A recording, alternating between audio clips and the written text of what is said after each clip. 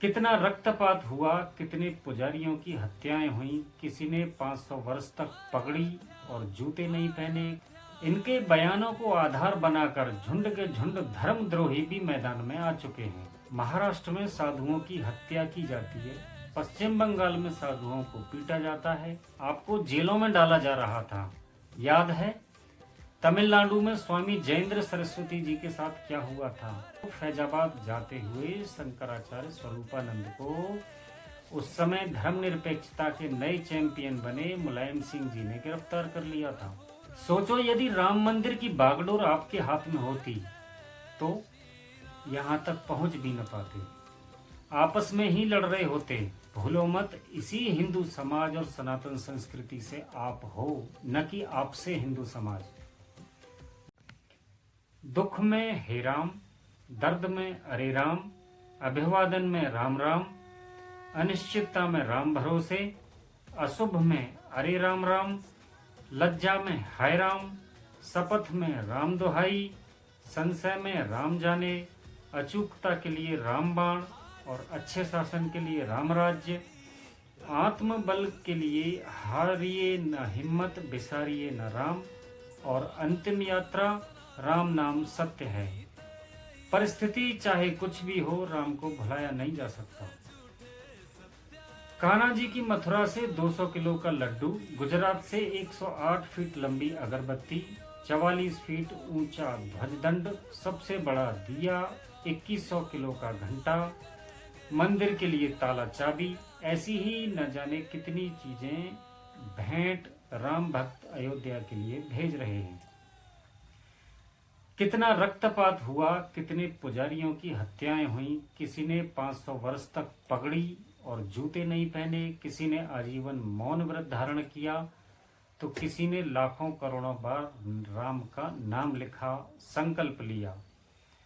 बड़ी मुश्किलों से ये क्षण आया है। इस खुशी में 5 शताब्दियों का संघर्ष है। नमस्कार मित्रों, वाइब्रेंट हिंदुस्तान चैनल पर मैं तपेश शर्मा आपका स्वागत करता हूं। आजकल लगभग हर न्यूज चैनल पर शंकराचार्य छाए हुए हैं, क्योंकि सौहार्दपूर्ण वातावरण बीजेपी के राज में तो बनने से रहा। इनकी पूरी राजनीति ही ध्रुवीकरण पर टिकी है। तो गोलबंदी जिसकी राजनीति हो वो कहे कि जब सामंजस्य हो जाएगा, जब अच्छा वातावरण बन जाएगा, तब हम राम मंदिर बनाएंगे, तो इसका मतलब है कि न 9 मन तेल होगा, न राधा नाचेगी, न सामंजस्यपूर्ण वातावरण होगा और न राम मंदिर ये बनाएंगे। ये कह रहे हैं नरेंद्र मोदी जी कि हम इस बार जो जा रहे हैं अपने काम के आधार पर जा रहे हैं। धारा 370 की बात कर रहे हैं, समान नागरिक संहिता की बात कर रहे हैं और राम मंदिर की बात कर रहे हैं, जबकि इन तीनों पर 5 वर्ष में इन्होंने कुछ भी कार्य नहीं किया। तो ये हाथी हैं, हाथी के दांत दिखाने के और होते हैं और खाने के और होते हैं। तो बीजेपी के तमाम नेता उसका श्रेय प्रधानमंत्री मोदी को देते हैं, बीजेपी को देते हैं। भाई ठीक है, तो किसी को कोई देना चाहता है, हम मना नहीं कर रहे हैं, लेकिन मिलेगा कैसे? आप ये बताइए कि नरेंद्र मोदी जी ने क्या किया, राम जन्मभूमि के लिए क्या किया, उन्होंने कौन से प्रयास किए? कोई गिना दीजिए। उन्होंने कोई प्रयास किया हो, अगर वो गिनाया जा सकता है तो हम भी विचार करेंगे। हम एंटी मोदी नहीं है, हम एंटी मोदी नहीं। और इनके बयानों को आधार बनाकर झुंड के झुंड धर्मद्रोही भी मैदान में आ चुके हैं। कारण क्या है? प्राण प्रतिष्ठा का समय, मंदिर का अधूरा निर्माण या प्राण प्रतिष्ठा निमंत्रण का न मिलना, किसी संगठन से समस्या है या प्रधानमंत्री से समस्या है, या फिर अनावश्यक राजनीतिक बयानबाजी। आज हम इसी पर बात करेंगे।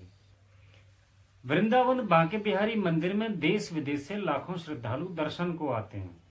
सुरक्षा कर्मियों और पुजारियों का व्यवहार और भाषा आप सबने देखा और झेला होगा, कहने की आवश्यकता नहीं। वहां पर व्याप्त अनियमितताओं को हम सभी अपनी स्मृतियों में लेकर वापस लौटते हैं। वीवीआईपी दर्शन, विशेष दर्शन, सामान्य दर्शन, लगभग सभी हिंदू धर्म स्थलों पर जहां अधिक श्रद्धालु आते हैं, ये अनावश्यक व्यवस्था अब आम हो चुकी है। क्या ईश्वर के यहाँ ये सिस्टम होना चाहिए? इन सबको कौन ठीक करेगा? किसी भी प्रसिद्ध धार्मिक स्थल, सनातन मंदिर पर चले जाओ, हर जगह लगभग यही स्थिति है। धर्म का प्रचार प्रसार कौन करेगा? हिंदू समाज को संस्कारवान कौन बनाएगा?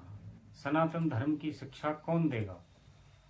महाराष्ट्र में साधुओं की हत्या की जाती है, पश्चिम बंगाल में साधुओं को पीटा जाता है, केरल, बिहार, मेवात और देश के अन्य हिस्सों में हिंदुओं की पीड़ा को सार्वजनिक मंच पर कौन उठाएगा?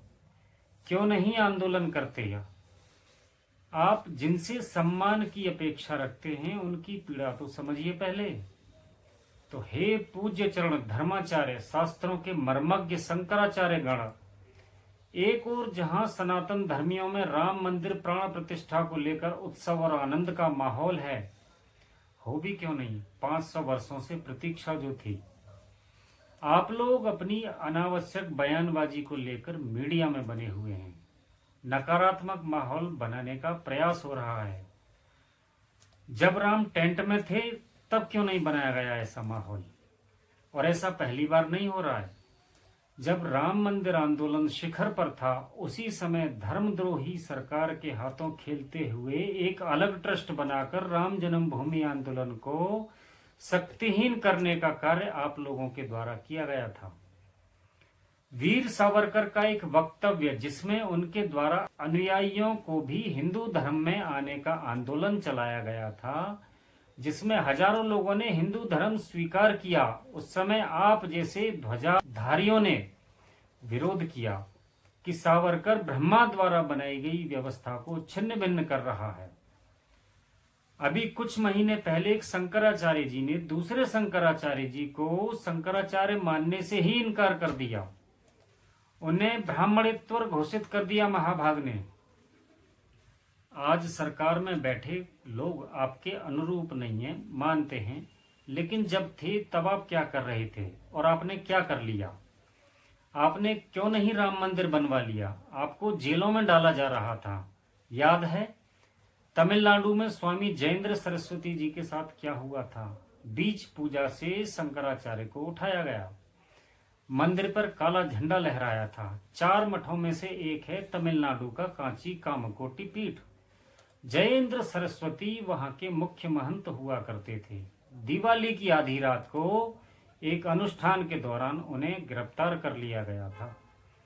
ऐसा लग रहा था जैसे भारत में मुगल शासन चल रहा है। इस मामले में गिरफ्तारी के लिए सुप्रीम कोर्ट के दिशा निर्देशों तक का पालन नहीं किया गया। एक 70 वर्षीय बुजुर्ग जो डायबिटीज और ब्लड प्रेशर के मरीज हैं, उन्हें रात के समय गिरफ्तार किया गया।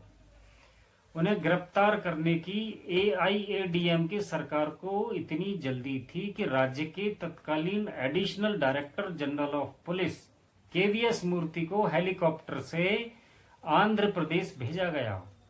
रात के 11:30 बजे इस गिरफ्तारी की कार्रवाई को अंजाम दिया गया। 12 नवंबर 2004 को सुबह 6 बजे कांचीपुरम के जुडिशियल मजिस्ट्रेट उत्तम राजन ने उन्हें 15 दिनों की न्यायिक हिरासत में भेजने का फैसला सुनाया। बड़ी बात यह है कि एक बुजुर्ग हिंदू संत को इस तरह से गिरफ्तार किए जाने का तमिलनाडु के सभी राजनीतिक दलों ने स्वागत किया। शंकराचार्य जयेंद्र सरस्वती को पूरे 1 दशक तक प्रताड़ित किया गया। अंततः 2013 में पुडुचेरी की अदालत ने उन्हें दोष मुक्त करार दिया। मीडिया ट्रायल और भारत में सनातन विरोधियों की सत्ता होने के कारण उन्हें काफी कुछ भुगतना पड़ा। 27 फरवरी 2018 को उनका निधन हो गया। हिंदू धर्म के प्रचार और सामाजिक कार्यों के कारण उनकी तुलना रामानुजम से भी हुई। 1990 तो याद होगा, द्वारका पीठ के शंकराचार्य स्वरूपानंद सरस्वती 30 अप्रैल को फैजाबाद जाते हुए शंकराचार्य स्वरूपानंद को उस समय धर्मनिरपेक्षता के नए चैंपियन बने मुलायम सिंह जी ने गिरफ्तार कर लिया था। आप कहते हैं कि कोई भी मुसलमान अपने मौलवी की सार्वजनिक आलोचना नहीं करता। अच्छी बात है, यानी ये हिंदू समाज जब आप पर उंगली उठाता है तो आप दूसरे धर्मों का उदाहरण देते हो और ये अपेक्षा करते हैं आप कि आपकी बात सनातन धर्मियों को सर्वमान्य हो। और हम हिंदुओं के इस गौरवशाली क्षण में ताली बजाना भी आप अपमान समझते हैं। इस आत्मघाती बर्ताव से आपको कुछ लाभ तो मिलना नहीं है। हाँ, सनातनी हिंदुओं की दृष्टि में आपका स्थान छोटा अवश्य हो जाएगा।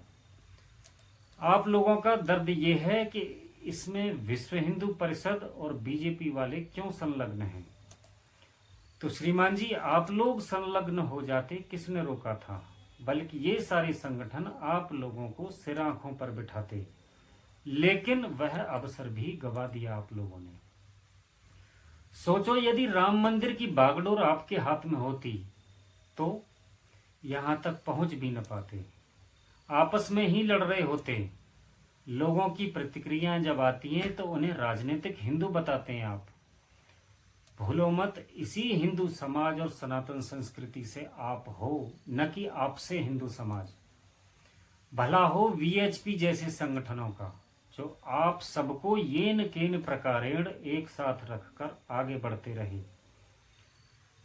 मोदी मुख्य यजमान नहीं है।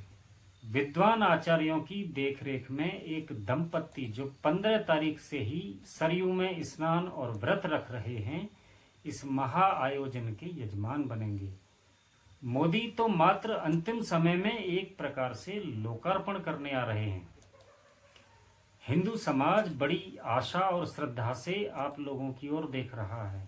कृपा करके इस गौरवशाली क्षण को समझिए, साक्षी बनिए। अपने सनातनी भक्तों का मान सम्मान बढ़ाइए। सनातन धर्म आप जैसे दंडधारियों के बल पर नहीं टिका है।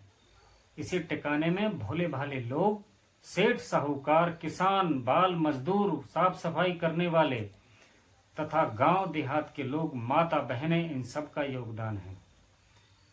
कृपा करें, स्वयं चलकर अवध जाएं। अपने अपने मठों की अपार धनराशि में से कुछ अंश आप लोग भी समर्पित करें रामलला की सेवा में। आपके ऐसा करने से सनातनी हिंदू बहुत गौरवान्वित होंगे। आप कह रहे हैं कि हम वहां ताली बजाने जाएं क्या? अर्थात हिंदुओं की आस्था रामलला के प्राण प्रतिष्ठा महोत्सव पर ताली बजाना आप हल्का कार्य समझ रहे हैं। पुनः विचार करें, चिंतन करें, हिंदुओं को आह्लादित करें प्रभु, और श्री चरणों में कोटिशः प्रणाम स्वीकार करें। अंत में एक बात और कहना चाहूंगा, यस्य नास्ति स्वयं प्रज्ञा शास्त्रम तस्य करोति किम, लोचनाभ्याम विहीनस्य दर्पण किम करिष्यति। जिस मनुष्य में स्वयं का विवेक, चेतना और बोध नहीं है, उसके लिए शास्त्र क्या कर सकता है। आंखों से हीन अर्थात अंधे मनुष्य के लिए दर्पण क्या कर सकता है। प्राण प्रतिष्ठा पर सवाल उठा लीजिए। मंदिर पूरा है कि अधूरा है, बहस कर लीजिए। घड़ी शुभ है कि अशुभ है, इस पर भी घंटों चर्चा कर लीजिए। निमंत्रण नहीं मिला, ठुकरा दिया, कर लीजिए। करते रहिए कि प्राण प्रतिष्ठा धार्मिक है कि राजनीतिक है, कोई फर्क नहीं पड़ेगा। हर गली में रामधुन बज रही है, हर घर में उत्सव का माहौल है। हो भी क्यों ना 5000 वर्षों से भी अधिक पुरानी महान सभ्यता का अपने अस्तित्व के लिए संघर्ष जो था। धन्यवाद, आप सभी का बहुत बहुत धन्यवाद।